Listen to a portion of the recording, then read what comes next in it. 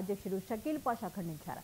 పోలీసులు మనోధైర్యాన్ని దెబ్బతీసేలా మాట్లాడడం సరికాదన్నారు. పోలీసు వ్యవస్థ ఏ పార్టీకి పక్షపాతం చూపించదని, లా అండ్ ఆర్డర్ ప్రకారమే విధులు నిర్వహిస్తామని చెప్పారు. సుప్రీంకోర్టు ఆదేశాల మేరకే గణేష్ నిమజ్జనంలో డీజేను నిషేధించామన్నారు. ఆంక్షలు విధించిన వారిపైనే కేసులు నమోదు చేశామని తెలిపారు.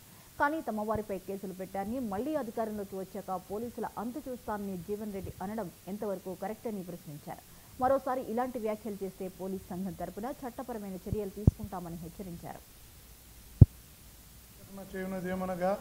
గత కొన్ని రోజుల నుండి మన ఆర్మూర్ నియోజకవర్గపు మాజీ ఎమ్మెల్యే గారు జీవన్ రెడ్డి సార్ గారు పోలీసులపై అనునిత్యము అభాండాలు వేస్తూ సోషల్ మీడియాలో పోలీసులను బద్నాం చేయడం జరుగుతుంది.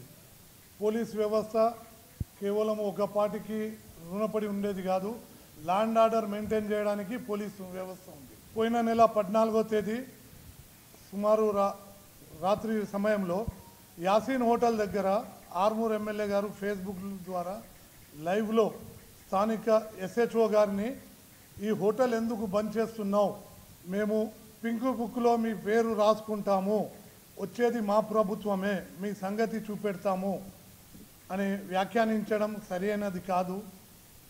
గత 2 పర్యాయాలు ఆయన ఎమ్మెల్యేగా చేశారు, సుదీర్ఘ అనుభవం ఉంది.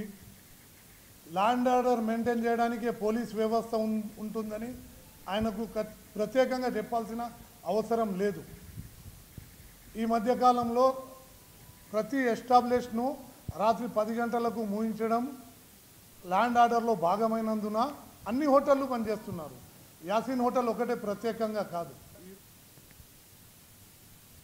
ఇవి ఇప్పటివరకు అప్డేట్స్. మరిన్ని అప్డేట్స్తో మళ్ళీ